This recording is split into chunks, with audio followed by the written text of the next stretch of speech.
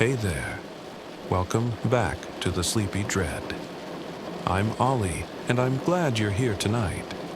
I've got a story for you that I've been wanting to tell for a while.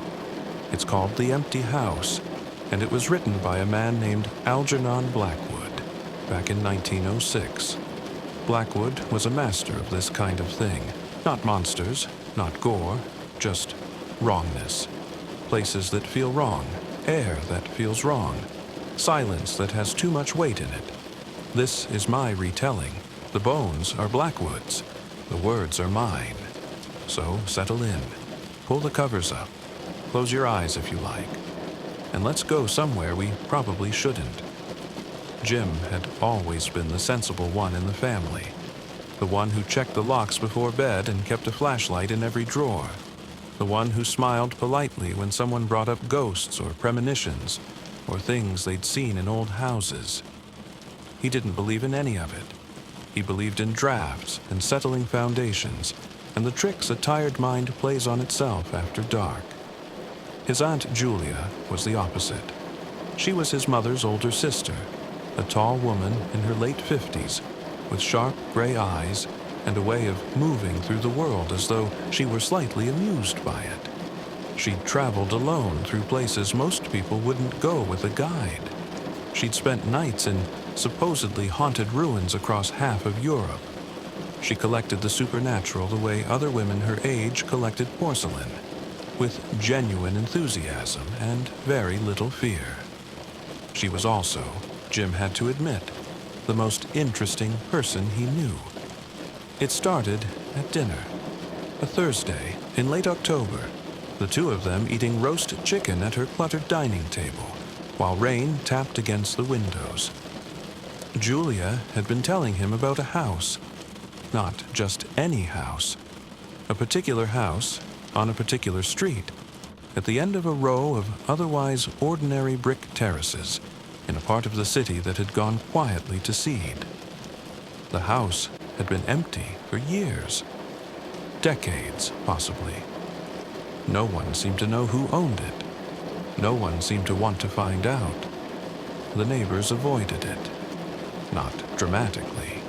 They didn't cross the street or make signs against evil. They simply didn't look at it. They walked past with their eyes forward, the way you walk past something unpleasant that you've learned to pretend isn't there. Julia had been researching it. She said a man had died in the house a long time ago. The details were vague and contradictory, the way old local stories tend to be when no one wants to remember them clearly. Some said he'd killed himself. Some said he'd killed someone else first. Some said both. The only thing everyone agreed on was that something terrible had happened in that house, and that the house had never recovered from it. Jim listened to all of this while cutting his chicken into precise squares. Then he asked, very reasonably, what any of it had to do with him. Julia smiled. She had a particular smile she used when she was about to suggest something inadvisable. He'd known that smile since childhood. She wanted to go inside. Tonight. He should have said no. He knew that. He knew it then, and he knew it later, and the knowing didn't change a thing. Julia had a way of making refusal feel small. Not through pressure.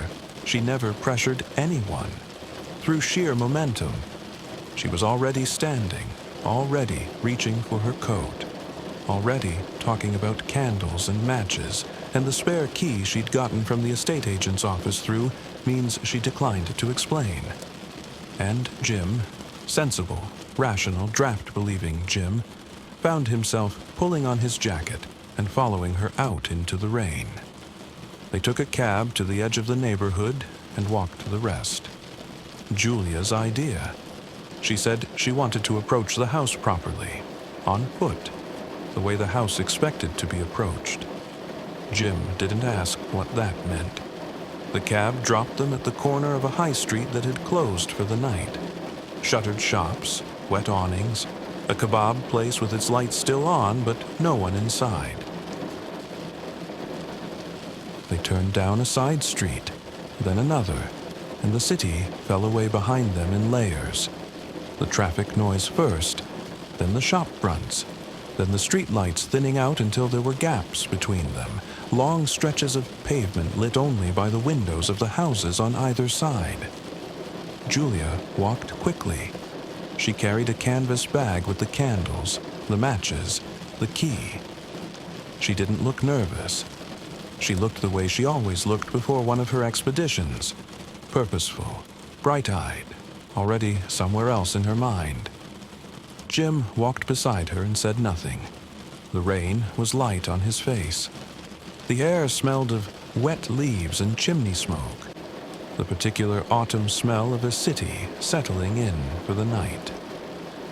The street was quiet when they arrived. It was past 10, and the terraced houses were dark except for the occasional blue flicker of a television behind drawn curtains. Street lamps cast pools of orange light on the wet pavement. The rain had slowed to a fine mist that hung in the air and caught the light. The house was at the far end of the row. Jim saw it and understood immediately why the neighbors didn't look at it. It wasn't dramatic. That was the thing. It wasn't a Gothic ruin with broken windows and creeping ivy. It was just a house. Brick like its neighbors. 3 stories like its neighbors. A front door, a small iron railing, a set of stone steps leading up from the pavement. But it was wrong. He couldn't have explained how, not in any way that would satisfy his own rational mind. The proportions were the same as every other house on the street. The windows were intact. The door was solid. And yet standing in front of it, looking up at that blank facade, Jim felt something shift in his stomach. A tightening. The feeling you get when you realize you've walked farther from camp than you intended, and the light is going. The house looked back at him. He was aware of that. It was absurd, and he was aware of it, and it looked back at him anyway. Julia was already climbing the steps. The key turned with a sound like a knuckle, cracking. The door swung inward, slowly, heavily, as though the air inside were thicker than the air outside and resisted being disturbed. The hallway beyond was dark, not just dark, lightless. The street lamp glow from behind them reached perhaps 2 feet past the threshold and stopped, as though it had hit something solid. Julia struck a match and lit one of the candles she'd brought. The flame caught and steadied, and the hallway appeared around them in pieces. Bare floorboards, dusty but intact. Walls papered in something that had once been green, now faded to a color that had no name. A staircase, straight ahead, rising into darkness. Doors on either side, both closed. The air was cold, not damp cold, not draft cold. A still, heavy cold, the kind that doesn't move, the kind that has been sitting in one place for a very long time. And there was a smell, faint, not rot, not mildew, something older than that. Something dry and papery and vaguely sweet, like pressed flowers in a book no one has opened in 50 years. Julia stepped inside. Her footstep on the bare floor was startlingly loud. It echoed briefly, the sound bouncing off hard surfaces and dying fast, the way sound dies in a place with no soft things to catch it. Jim followed. He stepped across the threshold and felt something change. Not temperature. That came a moment later. Something subtler. A shift in pressure, perhaps. The feeling of moving from one kind of space into another. The way your ears pop on an airplane. Except this wasn't in his ears. It was everywhere. The door swung shut behind them. Neither of them had touched it. Julia glanced back at it, but said nothing. The latch clicked softly into place, and the street outside was gone. They stood in the hallway and listened. Jim was aware, very precisely, of several things at once. The weight of the silence. the faint sound of his own breathing. The way the candlelight trembled, though the air was perfectly still. And something else. Something harder to name. A presence. Not a person, not a sound, not a movement. Just the persistent, prickling sense that the house was not empty, in the way that empty houses are supposed to be empty. There was an awareness in it. A thickness in the silence that felt almost like a tension. Julia felt it too. He could tell by the way she held herself. Spine straight, chin slightly raised. The way she stood when she was interested rather than afraid. She'd done this before. She'd stood in rooms that felt like this and found it thrilling. Jim did not find it thrilling. Jim found it deeply, quietly wrong, in a way he couldn't argue himself out of. She turned to him and whispered that they should start with the ground floor. Her voice sounded small, not frightened, just small, as though the house were absorbing it. He nodded. The first room was a parlor, or had been. The furniture was gone, but the shape of the room remembered it. Lighter patches on the wallpaper where pictures had hung. Shallow dents in the floorboards where heavy chairs had stood. A fireplace with a marble surround, the grate black and clean. Above it, a mantelpiece with nothing on it. Julia held her candle high and turned a slow circle. The light moved across the walls and Jim watched their shadows wheel around them, distorted and tall. Nothing happened. The room was just a room. Dusty, cold, empty. But Jim noticed something as they stood there. The dust on the floor was undisturbed. A fine, even layer gray-white, coating every surface. Their footprints were the only marks in it. No animal tracks, no insects. No sign that anything alive had moved through this room in a very long time.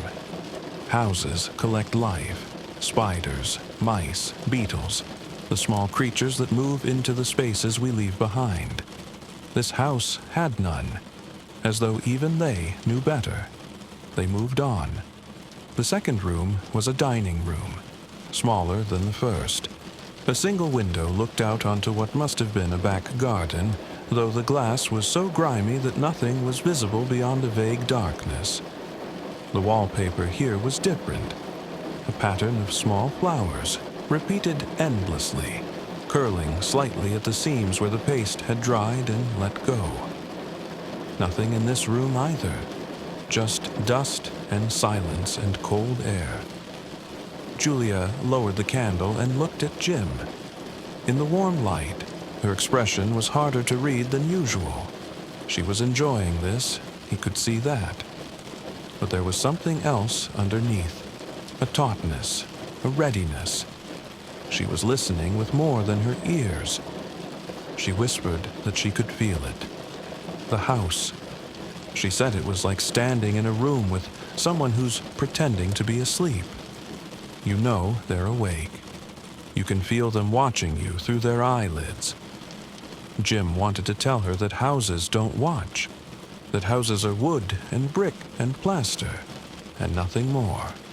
He wanted to say it, and the words were right there, and he didn't say them, because he could feel it too. They returned to the hallway and stood at the foot of the stairs. Jim looked up. The staircase rose steeply, turning once at a small landing before continuing up and out of sight.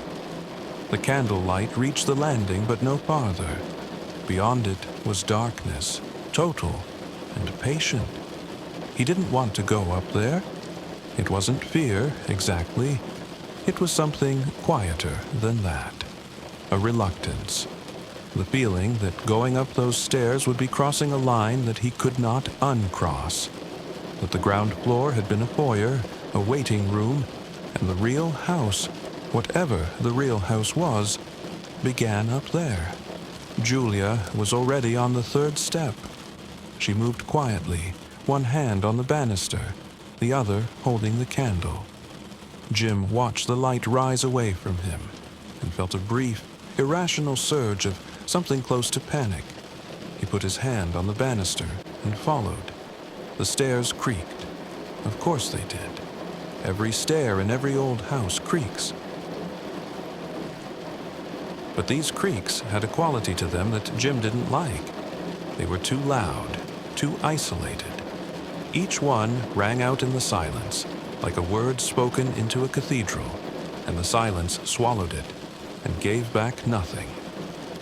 They reached the landing. It was a small square of floor, barely big enough for the two of them to stand side by side. A window here, narrow and tall, looked out onto the street. Jim glanced through it and saw the orange glow of the street lamp, the wet pavement, the row of sleeping houses. It looked impossibly far away, like a photograph of a place he'd been to once, a long time ago. Julia paused and held the candle out ahead of her. The second flight of stairs appeared, narrower, steeper, the wallpaper peeling in long vertical strips. The banister up here was looser, the wood softer, and when Jim put his hand on it, he could feel it give slightly, as though something had been leaning against it, wearing it down year after year. The candle flame tilted forward, toward the upper floor, as though something up there were drawing it. And then, from somewhere above them, a sound. It was a footstep. One footstep. Clear and unmistakable. The sound of a shoe, or something like a shoe, coming down on bare wood. Above them, on the floor they hadn't reached yet. Julia froze. Jim froze. They stood on the landing and listened, and the house listened with them. Silence. Jim waited for the logical explanation to present itself. A board settling. A pigeon on the roof. The old framework of the house contracting in the cold. He waited, and nothing came, because the sound had not been any of those things. It had been a footstep, deliberate, weighted. The sound of someone shifting their stance in a room directly above. Julia looked at him. In the candlelight, her face was all planes and shadows. She didn't look afraid. She looked alert, focused, like a hunter who has finally found what she came for. She started up the second flight. Jim stood on the landing for 3 full seconds, breathing, listening, thinking about the front door below and the street outside and every rational thing he'd ever believed. Then he followed her up. The first floor corridor was narrow, 3 doors, all closed. The wallpaper was worse up here, hanging in sheets in places, revealing patches of bare plaster underneath that were stained with dark marks Jim didn't want to look at too closely. The cold was more intense, not sharper exactly, denser. It clung to his skin, pressed against his face, settled into his lungs with each breath. The air tasted faintly of metal, the way air tastes before a storm, but there was no storm. There was no weather inside this house, just that heavy, watchful stillness. Julia tried the first door. It opened into a small bedroom, empty. Bare floor, bare walls, a window with most of its glass still intact. The candlelight swung across the room and found nothing. No footprints in the dust. No sign that anything had moved in this room for years. She closed the door and moved to the second. This one was a bathroom. A heavy iron tub stood against the far wall, stained with long, rust-colored streaks that ran from the faucet to the drain. A mirror above a cracked sink reflected the candle flame back at them, doubled and wavering. Jim caught his own reflection and looked away. His face looked wrong in that glass. Older, thinner, the shadows under his eyes too deep. Julia closed this door too and moved to the third. She reached for the handle, and then she stopped. Jim felt it at the same moment she did. A change in the air, not a sound, not a movement. A shift. The way the atmosphere changes when someone enters a room behind you, before you've heard them or seen them. You feel the air move differently around a body. You feel the space redistribute itself. Something was behind the third door. Not had been. Was. Right now. Standing or sitting or crouching or doing whatever it did in that room, waiting on the other side of an inch of old wood. Julia's hand was on the handle. She hadn't turned it. She stood there, her fingers around the brass knob, and Jim could see that her knuckles were white. He put his hand on her arm, gently. He didn't speak. He didn't need to. She understood. For the first time that evening, Julia looked uncertain. She turned the handle. The door opened onto a room larger than the others. A bedroom, or what had been one. The ceiling was higher. The window was tall and uncurtained, and through it came a faint gray light from the street lamp below. Just enough to give the room a shape, a geometry, a sense of dimension that the candle couldn't provide alone. It was empty. Of course it was empty. Jim could see every corner, every wall, every inch of bare floor. There was nothing in the room, no furniture, no figure, nothing. And yet, the feeling was stronger here. Not a presence exactly. The word was too solid for it. More like an imprint, a residue. The room felt the way a chair feels minutes after someone has stood up from it. Warm in the wrong way, shaped by something that has just departed, or something that hasn't departed at all, but has simply stopped being visible. Julia stepped inside. Jim stayed in the doorway. The candle flame bent sideways sharply, as though someone had breathed on it. Then it straightened. The room was silent, but it was the wrong kind of silent. It was the silence of a held breath, of a pause that hasn't resolved. Jim could feel it pressing against his eardrums, the way deep water presses against a diver. Julia walked to the center of the room. She turned slowly, holding the candle out, letting the light play across the walls. The wallpaper was intact here, a dark pattern of vines and leaves, and in the shifting candlelight it seemed to move, the leaves turning, the vines reaching. She stopped. She was looking at the far corner, the corner to the right of the window, where the two walls met in a deep shadow that the candle couldn't fully penetrate. Jim looked too. There was nothing there. He could see the angle of the walls, the line where they met, the skirting board at the base. Nothing. But the shadow was wrong. It was too dark, that was all. Just too dark.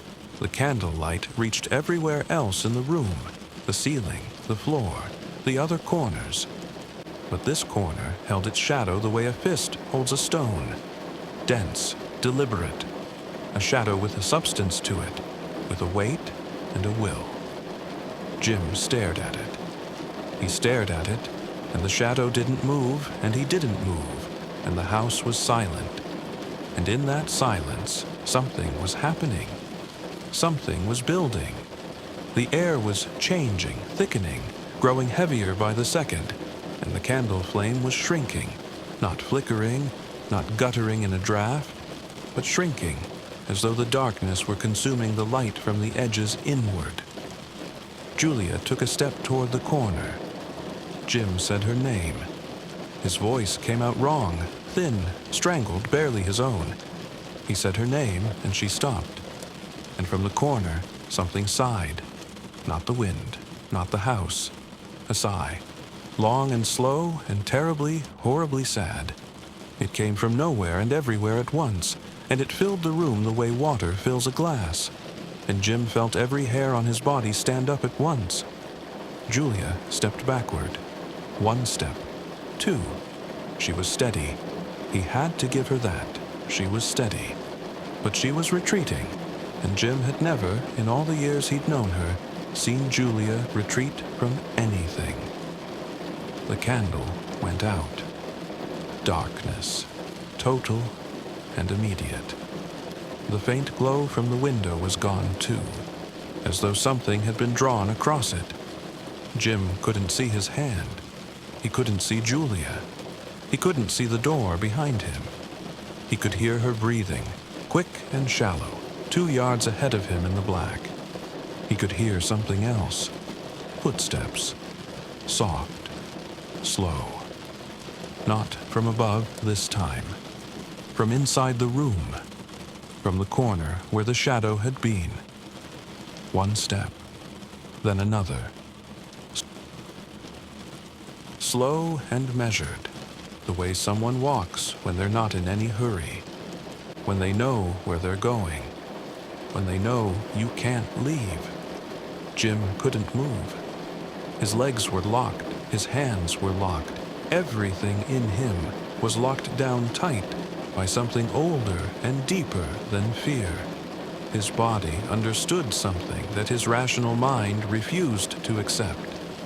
That there was something in this room with them. Something that had been waiting. Something that was now, slowly, crossing the floor. The footsteps stopped. Close. Very close. Jim could feel the air shift in front of him, could feel something displacing the darkness just inches from his face.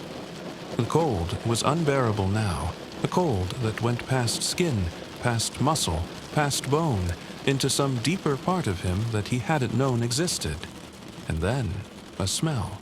The same dry, sweet, papery smell from the hallway, but concentrated, intensified, mixed with something else. Something coppery and dark that he recognized distantly as old blood. It was right there. Whatever lived in this house, whatever had sighed in that corner, whatever had walked across the floor in the dark, it was standing directly in front of him. He couldn't see it. He could feel it. He could feel its attention on his face like heat from a fire. Julia grabbed his arm. He felt her fingers dig into his sleeve, hard enough to bruise, and the contact broke something loose in him. He turned. He found the door frame by touch. He pulled her through it. They were on the landing. Jim couldn't see, but he could feel the space change. The corridor narrower, the ceiling lower, the air moving slightly in a way it hadn't in that room. He grabbed the banister and started down. Behind them, from the room they'd just left, a sound. Not a footstep this time. A creak, long and slow. The sound a door makes when someone is pulling it closed from inside. Jim didn't look back. He went down the stairs with Julia's hand clenched on his arm and his free hand sliding along the wall. He took the steps too fast and stumbled once, catching himself on the banister, and for one terrible moment he was falling forward into the darkness with nothing underneath him. But his foot found the next step, and the next. The stairs creaked and groaned under their feet, and it seemed to him that the house was louder now, more awake, as though their fear had roused something in it. Every board complained, every joint shifted. The walls seemed closer than before, the corridor narrower, the ceiling pressing down, and behind them, above them, the footsteps resumed, following them down, the same slow, measured pace. Not hurrying, not needing to hurry, they reached the ground floor. The front door was ahead. He could see it, just barely, a faint gray rectangle in the darkness. He crossed the hall in 4 strides, seized the handle and pulled. It didn't move. He pulled again, harder. The door held. Not stuck, held. As though someone were leaning against it from the other side, or as though the house itself had decided, calmly and finally, that they were not going to leave. Julia pushed past him.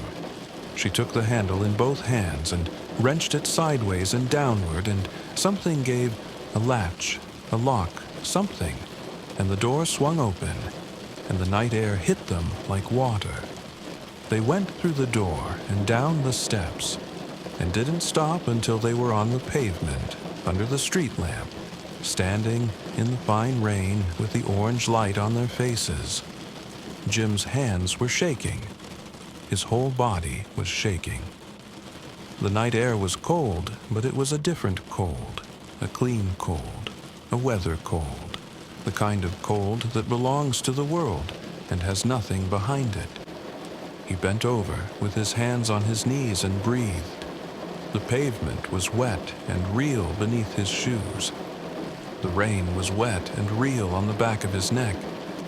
He could hear a car somewhere, streets away, a dog barking. The ordinary sounds of the ordinary world carrying on without them. Jim straightened up and looked back at the house. The front door was closed. He hadn't closed it. Neither had Julia. And in the first floor window, the tall window of the room they'd just fled, something moved. Just for a moment. A shape, or the suggestion of a shape. A darkening within the darkness, there and then not there, like a face withdrawing from a window. Then nothing. Just a house, brick and glass and old wood, standing at the end of its row like every other house on the street. The windows dark, the door closed, the iron railing beaded with rain. Just a house. Jim looked away. He took Julia's arm and they walked. They walked for a long time without speaking. Down the side streets, back through the shuttered high street, past the kebab place where someone was finally mopping the floor. The city reassembled itself around them. Traffic lights, parked cars, a night bus rumbling past with its interior lit up like an aquarium.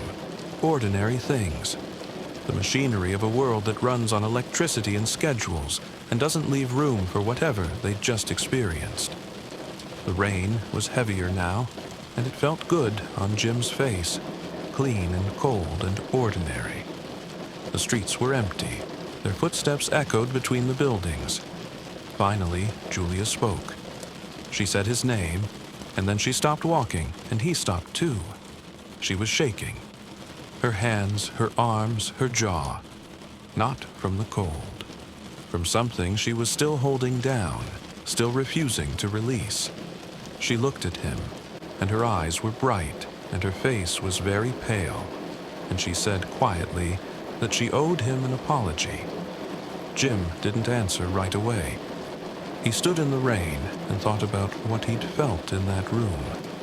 The sigh, the footsteps, the darkness that had weight. He thought about the corner that wouldn't give up its shadow, and the sound of a door closing by itself, and the shape in the window that might have been nothing. He thought about all of it, and he knew, with a certainty that went deeper than thought, that he would never be the same kind of sensible again. He told Julia that she didn't owe him anything, that he'd chosen to go in. That was true. Then he told her he never wanted to go back. That was also true. Julia nodded. She pulled her coat tighter and looked down the wet street toward the distant lights. She said she didn't want to go back either. And from Julia, who had never retreated from anything, who had spent her life walking toward the things other people walked away from. That was the most frightening thing Jim had heard all night. They never spoke about the house again.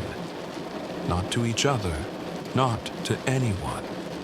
There was nothing to say that wouldn't sound foolish in the daylight, and they both knew it. What would they say? That a shadow was too dark? That the air smelled wrong? That a door closed by itself? Every detail, separated from the whole, could be explained away. It was only together, only in that specific sequence, in that specific house, in that specific silence, that the details added up to something that couldn't be argued with. Julia went back to her travels. Jim heard she visited a castle in Romania the following spring, and an abandoned asylum in upstate New York the year after that. She never mentioned the empty house to him again. but she never invited him along again either. And he thought he understood why. Jim went back to his life, his locks and his flashlights, and his sensible explanations for sensible things. But sometimes, late at night, when the house was quiet and the dark pressed against the windows, he'd find himself listening, just listening, to the quality of the silence. Because he knew now what he hadn't known before. That silence isn't always empty. That darkness isn't always absence. That some houses hold things in them the way stones hold heat. Long after the fire has gone, long after anyone remembers what burned. And sometimes, when the night is very still and very dark, he can still hear it. That sigh. And that's The Empty House. A story by Algernon Blackwood, published in 1906, and still, I think, one of the finest haunted house stories ever written. Not because anything terrible happens, but because something terrible almost happens, and you never quite find out what it was. I hope you enjoyed it. I hope it didn't keep you too awake. Though with Blackwood, you never quite know. If you're still with me, thank you. It means a lot. If you'd like to hear more stories like this, subscribe, and I'll see you next time with another tale for the dark. For now, close your eyes. Let the story settle. Let the silence be just silence. Good night. Sleep well.